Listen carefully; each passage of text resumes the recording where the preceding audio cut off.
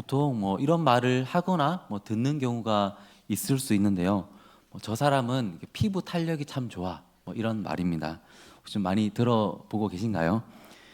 여러분이 보실 때 저는 좀 어릴 때부터 좀 피부 탄력이 좋다는 얘기를 많이 들었을 것 같나요? 안 들었을 것 같나요? 네, 네. 네, 사실 저는 안 좋았습니다. 계속 안 좋았는데 그런 얘기를 들어본 기억이 없어요. 네.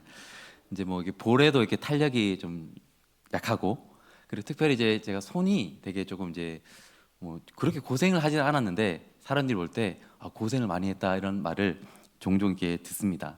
탄력이라는 그 단어를 이제 이렇게 뭐 우리가 사용하는데요. 근데 이 탄력이라는 단어를 이제 심리학에도 이렇게 좀 적용해 보면은 많이 들어보셨을 수 있는데, 회복 탄력성이라는 단어가 있습니다. 이 단어의 사전적 정의는 이런데요. 실패나 부정적인 상황을 극복하고 원래의 안정된 심리적 상태를 되찾는 성질이나 능력. 어떤 실패를 겪었을 때 어떤 그런 좌절감, 또 절망감, 마음에서 이제 원래의 그런 안정된 마음으로 돌아오게 하는 힘을 뜻하는 것이죠. 그러면 회복 탄력성은 어떻게 높아질까요? 회복 탄력성은 실패를 이제 겪고 이 실패를 극복한 경험이 이제 쌓이고 또 쌓이면은 회복 탄력성이 높아집니다. 그러니까 실패를 이렇게 전혀 하지 않을 때 높아지는 것이 아니라 실패를 하고 그것을 극복한 경험이 쌓일 때 높아진다라는 거죠.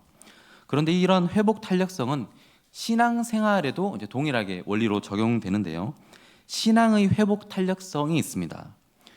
우리가 믿음으로 이렇게 걸어갈 때 때론 실패하죠. 그때 이 실패를 이제 극복한, 믿음 안에서 극복한 경험이 쌓이고 또 쌓이면은 신앙의 회복 탄력성이 높아진다라는 겁니다. 그럼 우리는 이렇게 좀 질문할 수 있는데요. 어떻게 하면 실패했을 때, 믿음으로 살다가 실패했을 때 다시 믿음으로 이렇게 일어날 수 있습니까? 라는 질문이에요. 오늘 말씀을 통해 신앙의 자리에서 끊임없이 실패한다 하더라도 다시 믿음으로 일어서고 또 일어서는 저와 여러분 되기를 간절히 소망합니다. 아멘. 믿음으로 일어날 수 있는 첫 번째 방법은요, 연약함을 인정하는 겁니다. 연약함 인정하기인데요. 오늘 우리가 함께 읽은 마태복음 1장 1절부터 17절까지 말씀은 신약 성경으로 들어가는 첫 관문과도 같습니다. 이제 구약 시대, 구약 성경이 있고 이제 신약 성경을 시작하는 첫 관문에 해당하는 말씀이죠. 이스라엘 백성들이 이제 바벨론 포로로 이제 끌려가고 그 포로에 있다가 이제 포로 귀환을 하게 됩니다. 이스라엘 백성들이 처음 바벨론 포로로 끌려갔을 때 굉장히 절망스러웠지만 시간이 지나면서 백성들이 그 땅에 정착하기 시작했습니다. 그리고 바벨론 땅은 그 당시 가장 잘 사는 나라고 가장 좋은 인프라를 가지고 있는 나라였죠. 그래서 바벨론에서 이제 포로로 귀환할 때 이스라엘 백성들 중에서 소수의 사람들만 귀환했습니다. 무슨 말일까요? 대부분의 사람들은 그곳에 살기 좋아서 살았다라는 얘기죠. 그 소수의 사람들, 그러니까 포로에서 예루살렘 땅, 아무것도 없는 땅, 황폐한 땅, 그 땅으로 돌아왔던 사람들은 굉장한 믿음의 사람들이었습니다. 그리고 좁은 길을 선택한 것이죠. 그들은 돌아와서 성전을 지었고 성벽을 재건했습니다. 참으로 믿음 안에서 훌륭한 일들을 감당했습니다. 그러나 이렇게 신실했던 백성들도 믿음 안에서 또 넘어지게 되는데요. 이런 모습을 볼 때 참으로 인간이 연약하다라는 것을 생각해 보게 됩니다. 아무리 믿음이 뛰어난 사람이라고 할지라도 언제든지 넘어질 수 있고 언제든지 실패할 수 있다라는 겁니다. 말라기 1장 2절 상반절 말씀을 저희 함께 읽어보겠습니다. 여호와께서 이르시되 내가 너희를 사랑하였노라 하나 너희는 이르기를 주께서 어떻게 우리를 사랑하셨나이까 하는도다. 하나님께서 그 포로에서 귀환한 그 이스라엘 백성들을 향해서 이렇게 말씀하시죠. 내가 너희를 사랑했다. 내가 너희를 사랑한다. 그런데 이 백성들이 이렇게 말합니다. 주께서 어떻게 우리를 사랑하셨나이까. 여기서 어떻게는 불신앙이 담겨져 있는 겁니다. 지금 이스라엘 백성들은 하나님께서 사랑하신다라고 말씀하고 있지만 받아들이지 않고 있습니다. 말라기서를 보면은 이 어떻게가 7번 나옵니다.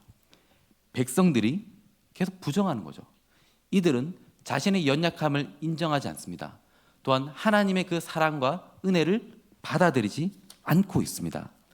그런데 때때로 우리도 우리의 실패를 좀 인정하지 못하고 하나님 앞에 하나님 어떻게 이렇게 말할 때가 있습니다. 그때 하나님은 오래 참으시고 기다려 주십니다. 그리고 우리가 우리의 연약함을 스스로 인정할 때까지 기다려 주십니다. 이 말라기서에서 예수님이 오시는 그 시점까지 약 400년간의 침묵기가 있습니다.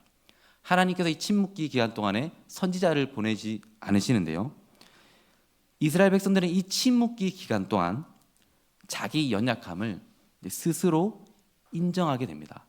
그런 어떤 갈급함들, 그리고 하나님 앞에 우리의 부족한 모습들을 조금씩 인정하게 되는데요. 이런 모습은 사실 이스라엘 민족만의 이야기는 아닌 것 같습니다. 저와 여러분의 이야기이기도 하죠. 제가 이제 군대에 있을 때 하나님께서 이제 그런 사역에 대한 마음을 주시고 소명을 받았는데요. 그때를 돌아보면은 이제 처음에 목회가 무엇인지도 잘 모르고 되게 좀 자신만만했습니다. 그냥 하나님, 저는 정말 그 위대한 일을 할 수 있을 것 같습니다. 되게 자신만만했어요. 그런데 시간이 지나고 한 대학교를 졸업할 한 4년 정도의 시간이 지나면서 제 입술에서 어떤 고백이 나왔냐면 못하겠습니다. 할 수 없습니다. 이런 고백이 나왔어요. 제가 목회를 만약에 하게 되면은 저도 망하고 저에게 보내신 그런 어떤 영혼들도 같이 망할 것 같아서 못할 것 같습니다. 이렇게 고백했던 기억이 있습니다. 오늘 우리가 함께 읽은 이 족보의 말씀이요, 이 족보를 멀리서 이렇게 바라보면 정말 아름다워 보입니다. 아브라함이 이삭을 낳고 이삭은 야곱을 낳고 그리고 예수님에게까지 이어지는 왕의 족보 아닙니까? 너무 아름다워 보이죠.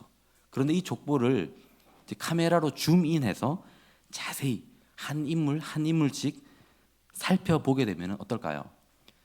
한 인물 한 인물씩 살펴보면 그들이 하나님 앞에 했던 그런 실패, 불순종의 역사들이 여실히 드러나게 됩니다. 사실 이 구절들마다 인간의 연약함이 고스란히 묻어 있습니다. 유대인들은 이 족보를 읽으면서 우리가 얼마나 연약한 존재인지, 끊임없이 실패했는지를 절실히 깨달았을 겁니다. 심지어 족보에는 이스라엘이 가장 자랑스럽게 여긴 다윗 왕의 연약함을 부각하고 있습니다. 1장 6절 말씀을 보시면은 이새는 다윗 왕을 낳으니라. 다윗은 누구에게서 솔로몬을 낳았다라고 하죠? 우리아의 아내 밧세바죠. 밧세바라고 표현하지 않고 우리아의 아내 이렇게 표현하고 있습니다. 다윗이 하나님 앞에 지은 그 결정적 실수, 밧세바를 범한 그 실수, 그리고 정말 충성스러운 신하였던 그 우리아, 그 밧세바의 남편을 다윗이 계획적으로 전장에서 죽게 만들죠. 계획살인입니다.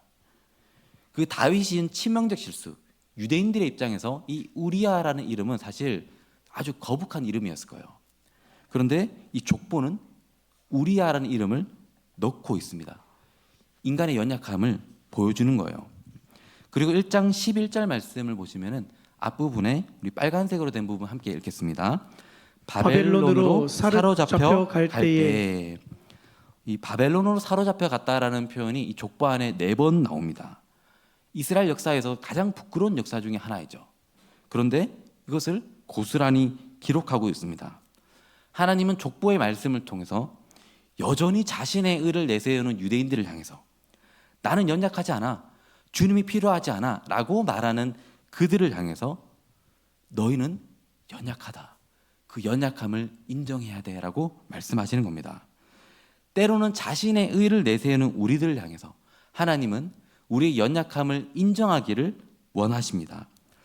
사랑하는 여러분, 우리가 연약한 존재임을 인정할 때, 우리가 끊임없이 실패했고 또 실패할 것임을 인정할 때, 그때 복음이 복음으로 들리기 시작하는 겁니다. 마태복음 1장 1절 말씀은 이렇게 선포하고 있습니다. 제가 함께 읽겠습니다. 아브라함과 다윗의 자손 예수 그리스도의 계보라. 예수님께서 바로 아브라함의 자손, 다윗의 자손, 너희가 그렇게 기다리고 기다린 바로 그 메시아이다라고 선포하고 있는 겁니다. 주님이 이렇게 말씀하시는 거예요. 너희는 비록 거듭 실패했지만 너희를 구원하기 위해 내가 왔다 말씀하시는 겁니다. 이제 우리가 해야 할 일은 분명합니다. 우리의 연약함을 인정하는 겁니다. 우리의 연약함을 고백하는 거예요. 그때 우리를 구원하기 위해 이 땅에 오신 그 예수님, 그 복음이 복음으로 들리는 것입니다. 연약함을 인정함으로 이 복음을 복음으로 받아들일 수 있는 저와 여러분 되기를 주님의 이름으로 축복합니다. 아멘. 그리고 끊임없는 실패에도 다시 믿음으로 일어날 수 있는 두 번째 방법은요, 예수님을 잘 믿는 거예요. 연약함을 인정하는 것, 그리고 이것을 넘어서서 예수 그리스도를 바라보고 그분을 믿는 거예요. 근데 잘 믿는 거예요. 내가 원하는 예수님의 그런 모습을 걸어놓고 그런 예수님 믿는 것이 아니라 예수님이 어떤 분이신지 바로 알고 그분을 잘 믿는 거예요. 마태복음 1장 1절 말씀을 다시 보시면은 예수님은 다윗의 자손이다라고 말씀하고 있습니다. 그리고 1장 16절 말씀에는 예수님께서 이제 예수님 육신의 아버지가 요셉이었고 예수님께서 이 가문에 태어나셨다. 그러니까 다윗의 가문으로 다윗의 자손으로 오셨다라고 분명하게 밝히고 있습니다. 유대인들은 다윗의 자손을 기다렸어요. 그런데 유대인들이 기대한 그 다윗의 자손과 실제로 다윗의 자손으로 오신 그 예수님의 모습이 달랐습니다. 유대인들은 대체로 다윗의 자손을 우리를 그 이방 나라들의 압제로부터 구원해줄 그런 어떤 힘있고 전쟁을 승리로 이끌어줄 그런 메시아를 기다렸습니다. 그리고 처음 주님께서 오셨을 때 수많은 기적을 행하시고 능력을 보이시자 열광하죠. 이분이 바로 그 다윗의 자손이구나 열광하고 따라갑니다. 우리를 로마에서 구원해 줄 거야 기대했습니다. 하지만 시간이 지나면 지날수록 유대인들이 원했던 그 다윗의 자손의 모습과 다른 거예요. 예수님이 걸어가시는 그 모습이 다른 거죠. 그리고 점차 이들은 예수님을 거부합니다. 심지어 나중에는 예수님을 향해 십자가에 못 박게 하소서라고 외치죠. 여러분, 이들이 예수님을 잘 믿었다라고 볼 수 있나요? 아니죠. 하지만 이들에게도 잘 믿을 기회는 있었습니다. 내가 생각한 다윗의 자손에 대한 이해가 틀렸구나. 예수님이 다윗의 자손이시구나. 받아들이면 되었던 거예요. 마태복음에서 말하는 다윗의 자손의 모습은요, 어떤 전쟁을 승리로 이끄는 그런 모습이 아니라 고통받는 자들, 연약한 자들과 함께하고 그들을 치유해주는 어떤 목자의 모습을 그리고 있습니다. 여러분, 우리는 주님을 믿고 있죠. 우리는 주님을 믿는다라고 또 생각합니다. 하지만 우리는 어떤 영역에 있어서는 주님을 인정하고 믿을 수 있지만 또 어떤 영역에 있어서는 주님을 혹시 거부할 수도 있다라는 거예요. 한경직 목사님이라는 좀 훌륭한 목사님이 계셨죠. 그 목사님께서 이제 소천하시기 전에 이제 후배 그 목회자들이 그 목사님을 이게 찾아갔다고 합니다. 왜냐하면 워낙 훌륭한 분이시고 그 목회에 대한 조언을 듣기 위해서였는데요. 그 일화 가운데 한경직 목사님께서 이런 말씀을 남겨주셨다고 합니다. 어떤 거창한 말을 준 것이 아니라 한마디를 주셨는데, 예수 잘 믿으세요. 저는 이 일화를 좀 계속 곱씹고 예수 잘 믿으세요. 이 말을 좀 생각해 보면은 목회자로 살아가는 저 자신, 끊임없이 예수님 믿으십시오. 그 예수님을 전하고 있지만 나는 예수님을 믿는 게 아니라 잘 믿고 있는가? 끊임없이 그런 질문을 좀 해보게 됩니다. 주님을 잘 믿고 싶더라고요. 그리고 저와 여러분이 정말 그런 실패의 자리에 머무는 것이 아니라 그 자리를 딛고 일어서서 예수님을 잘 믿음으로 그 믿음의 자리로 나아갈 수 있는 저와 여러분 되기를 소망합니다. 그리고 믿음으로 일어날 수 있는 세 번째 방법은요, 순종입니다. 앞이 보이지 않아도 순종하는 거예요.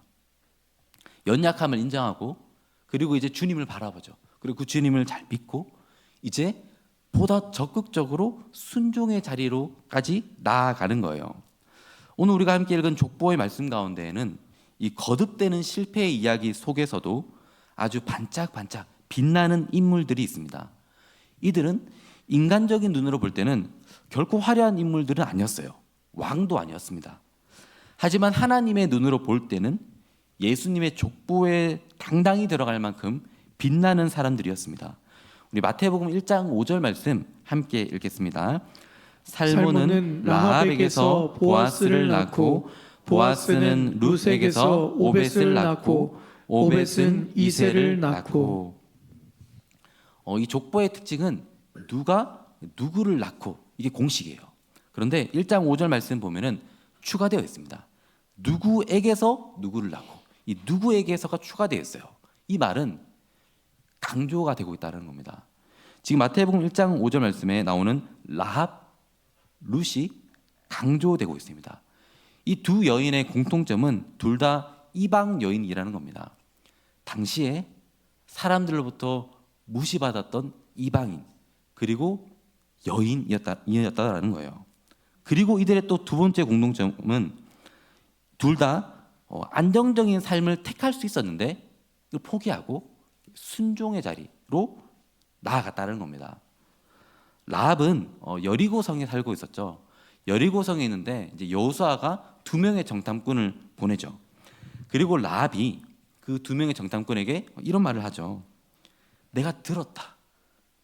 하나님께서 홍해를 마르게 하신 일, 그리고 그 아모리 사람의 시온과 옥을 멸하고 전멸시킨 일을 내가 들었다.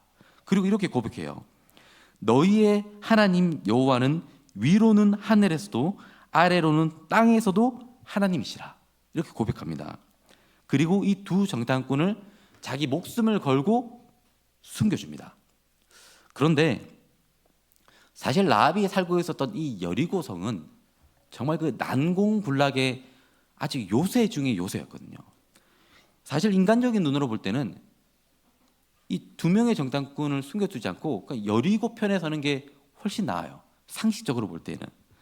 그런데 라합은 여리고성, 난공불락의 그런 안정적인 그런 삶, 그런 것을 다 포기하고요. 하나님을 선택한 거예요. 룻은 어떠합니까? 룻은 모압 여인이었죠. 나오미 가정이 이제 베들레헴에서 이제 모압으로 가고 남편, 두 아들을 다 죽잖아요. 그리고 나오미가 그 두 며느리 오르바와 룻에게 너희 고향으로 돌아가서 다시 결혼하고 그렇게 살아라 라고 말하죠. 오르바는 처음에는 이제 나오미를 따르려고 했지만 결국은 돌아갑니다. 근데 룻은요 끝까지 나오미를 따라가죠. 사실 모압 땅에서 결혼하고 사는 삶이 훨씬 안정적인 삶이잖아요. 그런데 전혀 앞이 보이지 않는 이스라엘 땅 가면은 뭐 어떻게 살아갈지도 막막한 그 땅에서의 삶을 선택했다라는 거예요. 여러분 라합과 룻이 나중에 예수님의 족보에 들어갈 것을 알고 순종했을까요? 몰랐을 거예요. 그저 이들은 자기 앞에 주어진 상황에서 앞이 보이진 않지만 하나님의 뜻에 순종했을 뿐이에요. 그리고 놀랍게도 예수님의 족보에 들어가는 영광을 누리게 되죠. 여러분 우리가 삶의 자리 가운데 믿음으로 걸어갈 때 때로는 끊임없는 실패의 어떤 경험들을 할 수 있습니다. 하지만 앞이 보이지 않을지라도 주님께서 우리에게 원하시고 주님께서 말씀하시는 그 순종의 자리로 한 걸음 한 걸음 나아가는 것, 그 작은 순종들 결코 주님 보실 때는 작지 않습니다. 우리는 그 작은 순종으로 여길지라도 장차 우리 주님 다시 오시고 하나님 나라에 우리가 들어가게 될 때 우리가 이 땅에서 했던 그 작은 순종들이 얼마나 큰 열매를 맺었는지를 우리는 보고 깜짝 놀라게 될 겁니다. 라합과 룻이 예수님의 족보에 들어갈 것을 상상도 못했을 거예요. 그들은 그저 눈앞에 비록 앞은 보이지 않았지만 하나님께서 말씀하신 그 순종에 순종했을 뿐이에요. 그런데 엄청난 영광을 누리게 되었죠. 우리가 이 땅에서 그런 실패를 딛고 하는 작은 순종을 통해 주님은 큰 일을 이루실 줄 믿습니다. 말씀을 마무리하려고 합니다. 오늘 우리가 함께 살펴본 마태복음 1장 이 족보의 말씀에서 우리는 끊임없는 실패에도 불구하고 다시 일어설 수 있는 세 가지 방법을 나누었는데요. 연약함을 인정하는 것, 예수님 잘 믿는 것, 그리고 순종하는 거예요. 그런데 여러분, 이 세 가지 방법요, 이것조차도 우리의 힘으로 가능한가요? 가능하지 않아요. 이 모든 것을 가능케 하는 힘이 있어요. 그것은 우리를 포기하지 않으시는 하나님의 사랑입니다. 사실 우리가 함께 읽었던 이 마태복음의 이 족보 안에는 이스라엘을 포기하지 않으시는, 자기 백성을 포기하지 않으시는 하나님의 사랑과 그 하나님의 열심이 족보 전체를 가득 메우고 있습니다. 하나님의 사랑의 이야기예요. 비록 이스라엘은 계속 실패했지만, 거듭 불순종했지만 하나님은 끝까지 사랑하셨어요. 그리고 예수님을 보내주셨죠. 우리가 지속적으로 넘어지고 실패할 수 있습니다. 하지만 하나님은 우리를 포기하지 않습니다. 우리를 끝까지 사랑하시기 때문입니다. 우리 이 사랑을 힘입어서 이제 실패의 자리가 아니라 실패의 자리를 딛고 일어서서 믿음의 자리로 나아갈 수 있기를 원합니다. 그 믿음의 자리로 나아가서 그 놀라운 하나님의 사랑을 깊이 경험하는 저와 여러분 되기를 주님의 이름으로 축복합니다. 아멘. 우리 시간 함께 그럼에도 불구하고 같이 찬양할 텐데요. 이 찬양을 고백하시면서 우리를 포기하지 않으시는 그 하나님의 사랑, 때로 우리가 실패할지라도 주님이 우리를 포기하지 않으신다, 이 진리를 굳게 붙들고 함께 찬양하기 원합니다. 마음속에 어려움이 있을 때, 마음속에 어려움이 있을 때,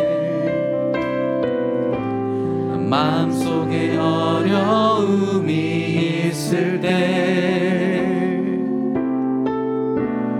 마음속에 어려움이 있을 때, 주님 내게 먼저 오사 내 맘을 만지고, 주님 앞에 나올 수 없을 때, 주님 앞에 나올 수 없을 때, 주님 앞에 나올 수 없을 때, 주님 날 먼저 안으시네. 그럼에도 불구하고, 그럼에도 불구하고 날 사랑하시는 내 하나님의 사랑에 나의 모든 걸 덮고, 그럼에도 불구하고 날 안아주시는 내 하나님을 부를 때 아버지라 부르죠. 우리 한 번 더 고백하겠습니다. 마음속에 어려움이 있을 때, 마음속에 어려움이 있을 때, 마음속에 어려움이 있을 때, 주님 내게 먼저 오사 내 맘을 만지고, 주님 앞에